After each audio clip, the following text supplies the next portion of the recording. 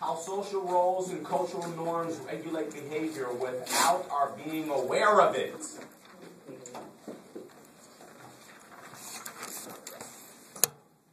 Ladies, let me give you an example.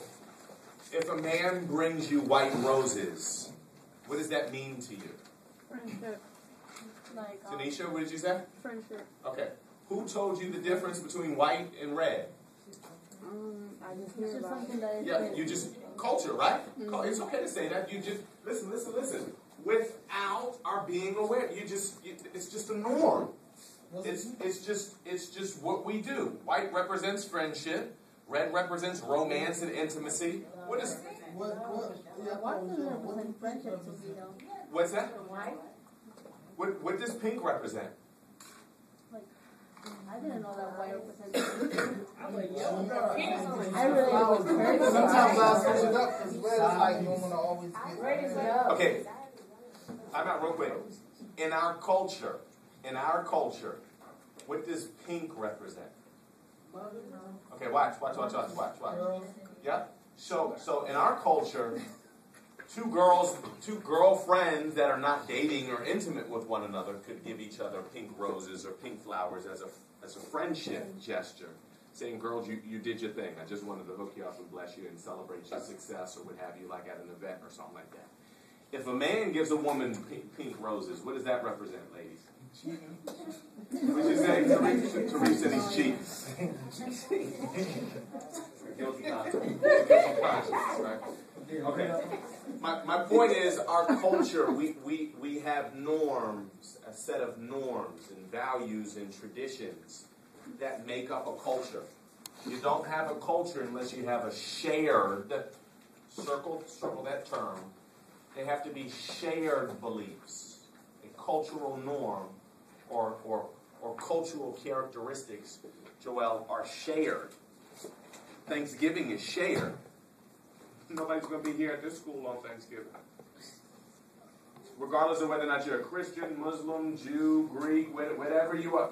In this country, it's a time of family and fellowship and so on and so forth. Okay?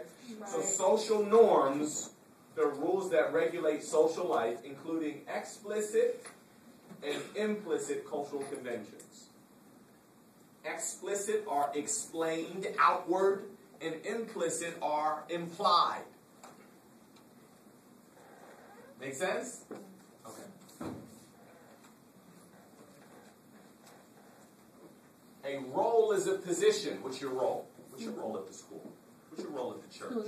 What's your role at the church? What function? What position? The role is. All right? Listen. And the role is governed by a set of norms for proper behavior. Wonderful question. What's the difference between a norm and a role? I sense that coming up on the midterm.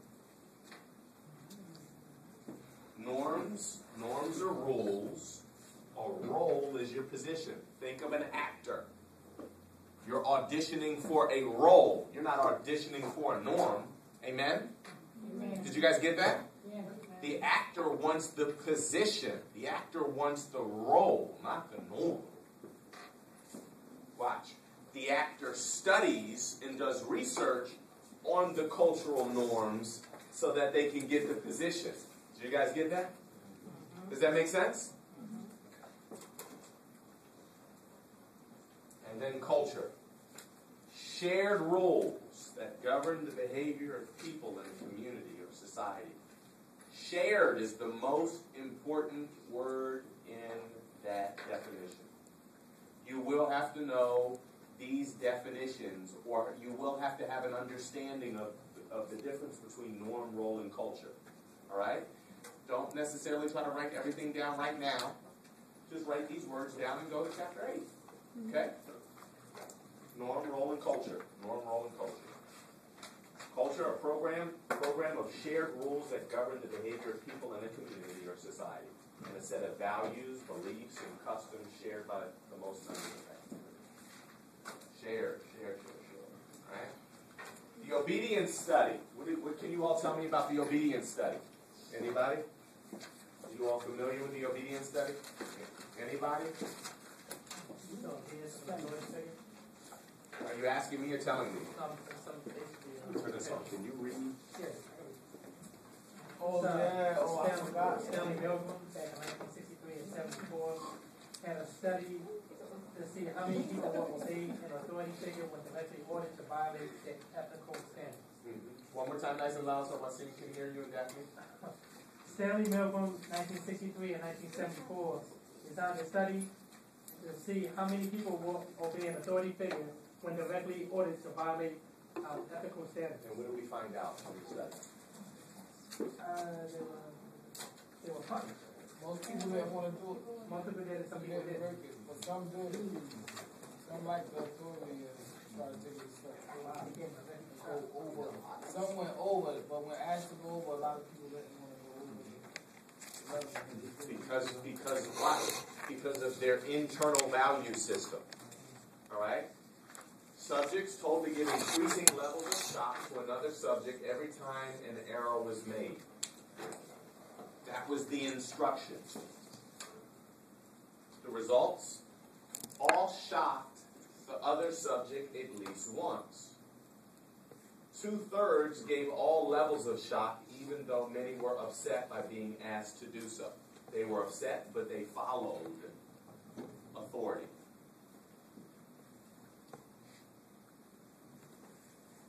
Conclusion, obedience is a 2/3, not all. Some people are like, I'm not doing that. But the majority did, though. Yeah. The conclusion, what's the conclusion of the study? Wonderful question for the midterm. What's the conclusion of the study of the Milgram experiment? What can we conclude from the obedience study? Obedience is a function of the situation, not of personalities.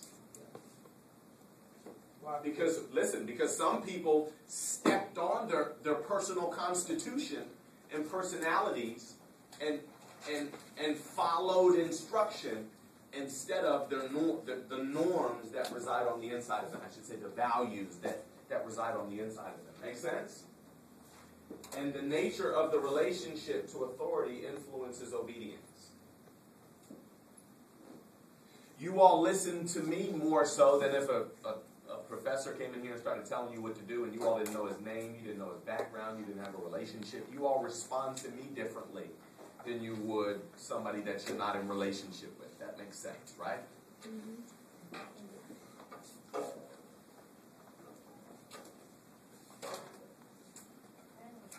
Just Milgram study. Just Milgram study, chapter 8. Okay? You can sit up here. You want me to hit the line? Okay.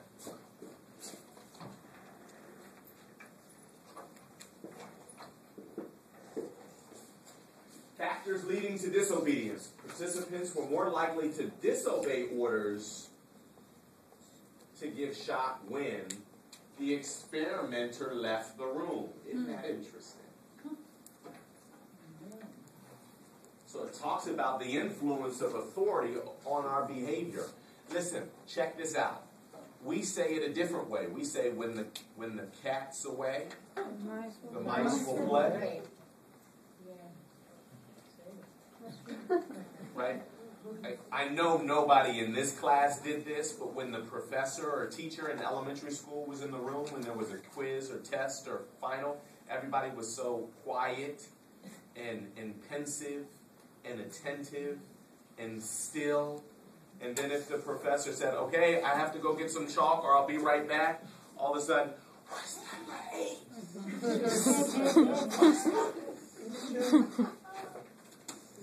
You weren't doing that when Miss Jenkins was in the class. Okay, the experimenter left the room. The victim was in the same room. How about that? That speaks to our emotions. If you hear, ah! It's going to be very difficult for you to turn up the shock if you're right there in front of the person that screams. 2 experimenters issued conflicting orders. An ordinary person, not an authority figure, issued commands. So an ordinary person, not an authority figure, issued commands. In other words, if I'm giving you instructions for the group project, if I'm giving you instructions for the group assignment, and then I say, hold on for a second, you guys, I left some paperwork in my office, and I run to my office, and then Therese starts giving instructions for the group report. Even though he's sharp, even though he's intelligent, even though he's a good student, you all may not obey and listen to his instructions. You all may wait until Professor Morgan comes back. Make sense? Yes. He's a peer. He's not an authority figure in this classroom. Make sense? Okay. The subject, work with peers who refuse to go on. Make sense? These are just 5 factors that lead to disobedience in the study. So not everybody obeyed. There were some people that disobeyed. And the people that disobeyed, they disobeyed because of these 5 factors. Okay? Milgram study, just know that. Gotta move. Prison study. Write that down. Prison study, Zimbardo. Who can tell me about the Zimbardo study?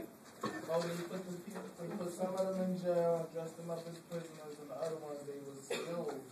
They were what? They were like correctional officers. Mm-hmm. So they really took to those roles. Some of them really like took it overboard. Yes. So here we're talking about roles and rules and how we assimilate, or how not assimilate, but how we embody the roles that have been projected or placed upon us. Very, very, very, very, very deep. Because if you have a professor who thinks you're a hot mess and who thinks that you're not going to be anything, then it's going to be very difficult for a number of persons to step outside or to raise up from that low level of expectation that the professor has.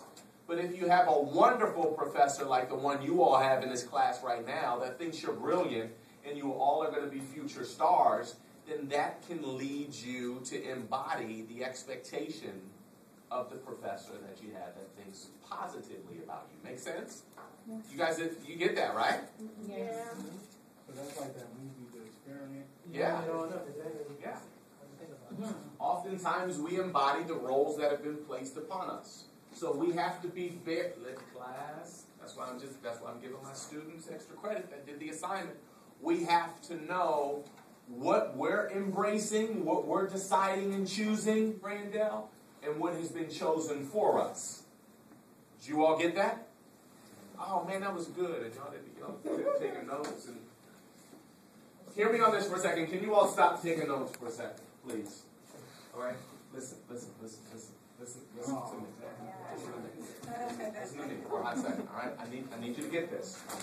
Because when you do your group report and when you leave the class, what's going to be very important is that you know how to take it with you. All right? I just don't want you all to be copycats.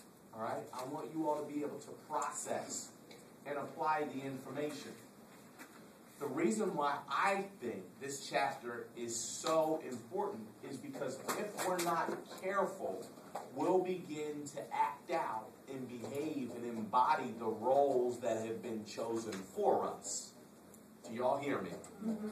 And that's why it's very important for us to constantly think critically about, why do I do this? Why do I like this? Why do I value this? Why is this important to me?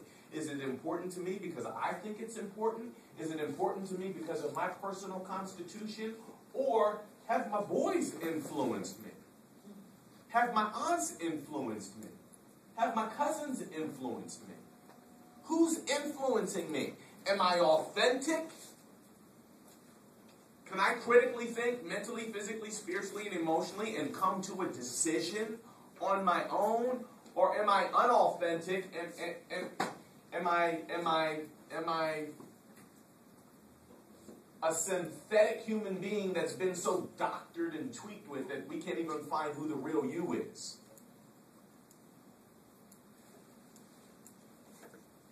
That's the